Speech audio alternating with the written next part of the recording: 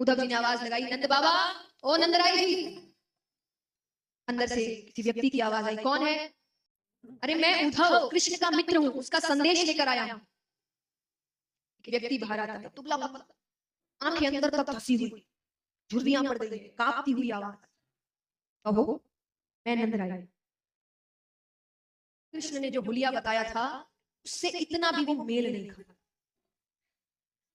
ठीक है, जो भी है ज्ञानी है, लेकिन वो जानते हैं कि ये वही आदमी है जिसने कृष्ण को गोद में खिलाया है। उद्धव जी पैरों को पकड़ते हैं, माफ करना बाबा, मैंने आपको पहचाना नहीं। अंदर बैठा दिया। नंद बाबा ने कहा, थक गए होगे, मैं भोजन लेकर आता हूँ। लेकर आता हूँ, घर पे नहीं है। नंद बाबा के जाने के बाद वो रसोई घर की ओर देख रहे हैं तो रसोई घर में जाले पड़े हुए हैं, मानो जब से कृष्ण गया है उस घर में खाना ही नहीं बना। नंद बाबा भोजन लेकर आते हैं, भोजन करा कर कहते हैं, अब आराम करो। अरे उद्धव जी कहते हैं, बैठो तो सही, बात भी नहीं करोगे क्या? कुछ कहे इससे पहले यशोदा मैया को सुगंध आती। यशोदा मैया कहती, आके कमरे में, अरे कन्हैया तू आ गया? नंद बाबा कहते, कन्हैया नहीं है, उसका मित्र है, संदेश लेकर आया। यशोदा मैया कहती, कन्हैया जब छोटा था ना, जब रोता था, अपने सारे काम छोड़कर उसको गोद में ले लेती थी, सिर्फ इसीलिए कि वो रोए ना। मैं उसकी आंखों में आंसू नहीं देख सकती थी। आज उसकी माता कब से रो रही है, वो एक बार आ नहीं सकता, अपनी माता से मिल नहीं सकता। उद्धव जी कहते, मैया कन्हैया को खुद गर्ज मत समझ, वो आप सबको बहुत याद करता है। मैं जब यहाँ आ रहा था तो देवी की माता ने मुझसे कहा कि यशोदा से जाकर कहना कि यशोदा धन्य है तेरे लालन पालन। लेकिन मैंने जब पिछली बार तुमसे बात किया था ये पूछने के लिए कन्हैया को क्या पसंद है क्या नहीं, तुमने कहा कन्हैया बहुत चंचल है, दिन भर बाहर खेलता रहता है, शैतानियां करता है। यहाँ तो वो घर से बाहर पैर ही नहीं रखता। चंचलता तो दूर, मैंने कन्हैया को आज तक मुस्कुराते हुए नहीं देखा।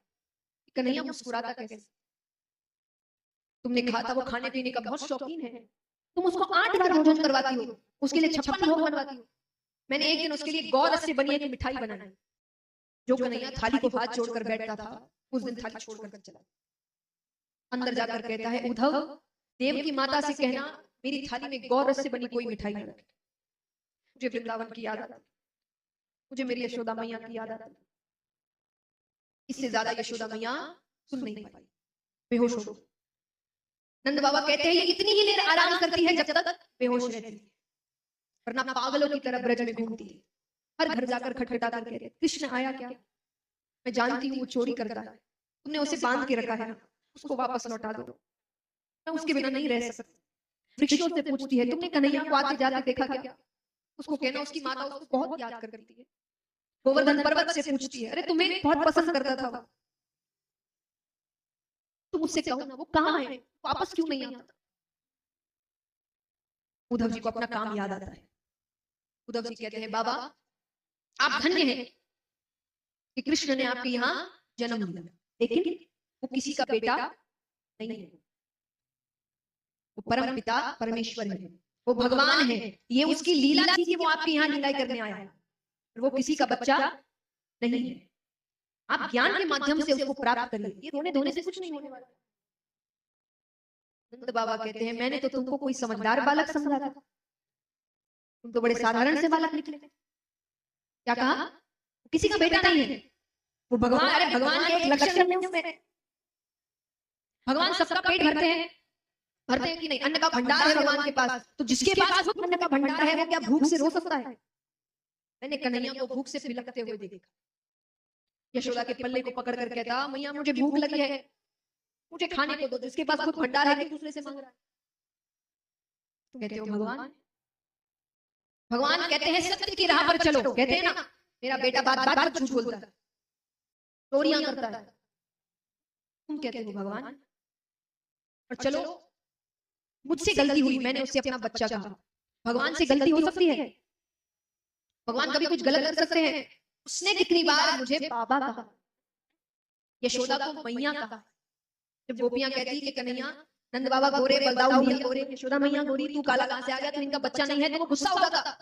यशोदा से आकर कहता कि मैया कहते जा मरी से मैं तेरे छोड़ रहा हूं। तुम कहते हो भगवान। नंद बाबा कहते चलो मैंने मान लिया, वो भगवान है। पर क्या तुम्हें लगता है तुम्हारा ये कहना कि वो मेरा बेटा नहीं भगवान है मेरी विरह वेदना कम कर देगा? अरे आज तक तो मैं ये सोचकर रो रहा था कि मेरा बेटा मुझे छोड़कर चला। बहुतों के जाते हैं, कई बच्चे अपने माँ बाप को छोड़कर चले जाते हैं ना।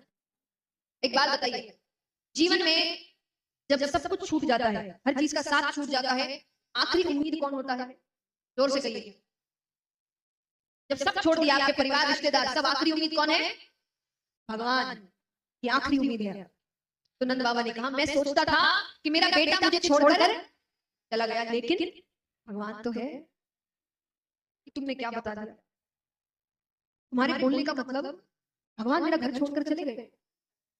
जो इस पूरे संसार की आखिरी उम्मीद है वो उम्मीद ही मुझे छोड़कर चली गई। अब किसके लिए रहूं? अब तो कुछ बचा ही नहीं मेरे जीवन में। जो अंत में सबका साथ होता है, मेरे पास तो वो साथ भी नहीं है। भगवान मेरा घर छोड़कर चले गए। ये तुमने क्या कह दिया उद्धव? नंद बाबा जोर जोर से रोने। उद्धव जी को जवाब नहीं मिल रहा देने। क्या जवाब दे? सारे ज्ञानी आपको यही समझाते हैं, हम कथा में आपको यही समझाने बैठे हैं कि आखिरी उम्मीद भगवान है। पर उद्धव जी के शब्द तो ये जता रहे हैं कि आखिरी उम्मीद ही नंद बाबा को छोड़कर अब किसके सहारे में जिए। उद्धव जी चले गए, कोई शब्द नहीं मिला कहने को। कुछ दूर जाते हैं, गोपियां बैठी हैं आपस में बातें कर रही हैं। एक गोपी कहती है अरे ये सोने का रथ किसका है? उद्धव जी सोने के रथ में आए थे। दूसरी गोपी ने कहा तुझे याद नहीं? अरे वो अक्रूर इसी रथ में तो आया था कृष्ण को लेने, अब क्या लेने आया है? दूसरी गोपी कहती है तुझे नहीं पता कंस की मृत्यु हो गई, उसका श्राद्ध है, मांस लेने आया होगा। श्राद्ध में मांस कौन परोसता है?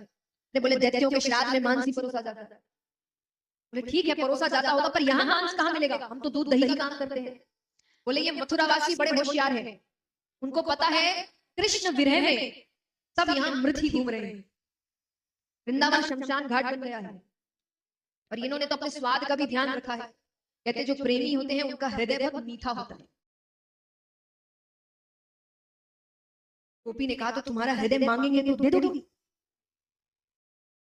क्यों नहीं? अरे उस मामा के श्राद्ध में भांजा भी तो होगा, सारे काम तो वही देख रहा होगा। वो दूर से देखकर पहचान जाएगा किस गोपी का हृदय है। हम उससे नहीं मिल सकते, हमारे हृदय को ही देख लेगा, उसे समझ तो आए हमें कितनी तकलीफ हो रही है। ऐसे भाव है गोपियों के। ऐसे ही भाव मीराबाई के थे। मीराबाई भगवान को रोज पुकारती थी, भजन गाती थी, भगवान दर्शन देने आते थे। एक दिन भगवान ने सोचा थोड़ी परीक्षा लेते हैं। भगवान नहीं आए, वो गाए जाए गाए जाए गाए जाए, भगवान आ ही नहीं। वो गा रही है, ऊपर एक कौवा भी बैठा था, वो कौवा बहुत आवाज कर रहा था। उस विरह में, उस दुख में मीराबाई उस कौवे से कहती है क्या